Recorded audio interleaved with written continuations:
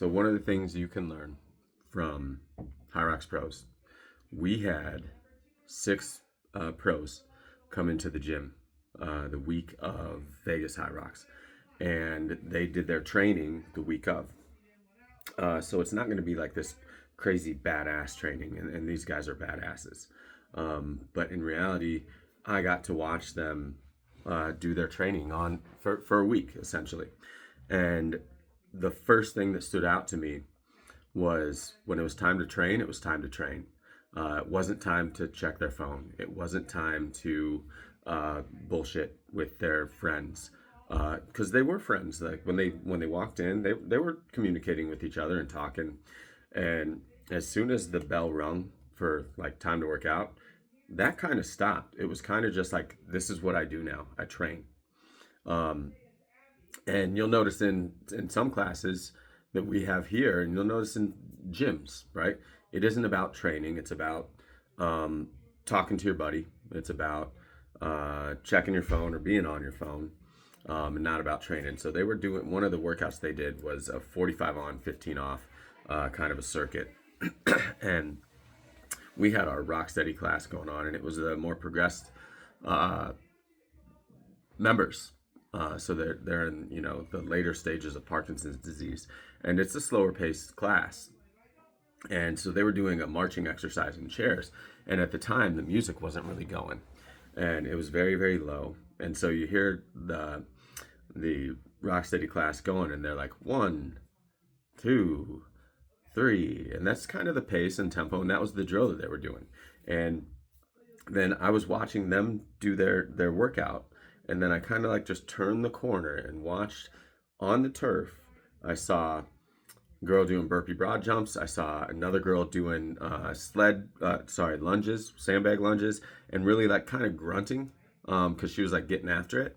And then another dude doing sled push, and then another guy like really like finishing his ski erg and like just kind of like, whew, that was a lot. And then one more person was on the treadmill, and he was getting after it too. And so then their time went up, right? And they were getting after it all the while, the 1, 2, 3, 4, right? And it was very interesting because the music was low, the energy was low in the gym, but I still saw them just getting after it. Now it's a little different because, they're getting paid to compete, but in reality, like they're getting the results that they want because there's some non-negotiables in their mindset. It isn't about what music is playing. It isn't about if I'm in the mood to work out today. It isn't about if I have time. It's these are the things we're doing right now.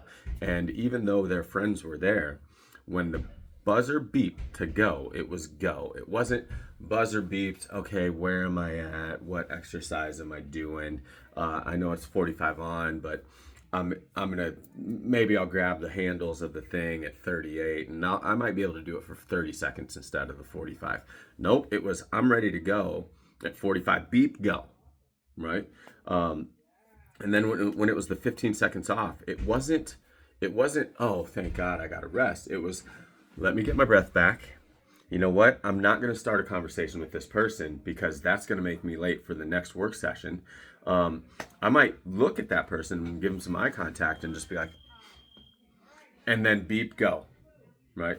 And so they did not have any sort of misgivings about like the environment isn't right for me to work hard. They just worked hard. And that isn't some sort of superpower. That's just a decision that they made to work hard, right? And to go at the beep and to not use that time to do anything else but train.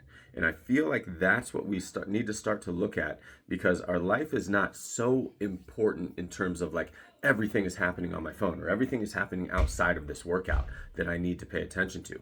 We have 45 minutes, we have an hour, we have an hour 30 even sometimes, and it depends on who you are, but you have some sort of time frame like that to where you don't have to check your phone, you don't have to do these other things, you don't have to look up, oh hey, I got to order this thing. You don't have to do those things in the training time that you have. And that's one of the biggest things that I took home from that is like, hey, when it's time to train, train, right? That's what they did. It was so impressive to see them just decide to train. And again, I get it. Their situation's a little bit different than yours, but if you want to accomplish something, you have to do something else drastically differently than you're doing right now. And that's kind of one of the things that I was like, I want to put that in my mindset. I want to accomplish these things. I want to get over here when I'm right here, right? I can't continue doing the same things I'm doing right now and think I'm going to get over here unless I'm on the way to that, right? You have to do things drastically differently. You have to have a different mindset. You have to have the idea that discipline is going to be forefront for you.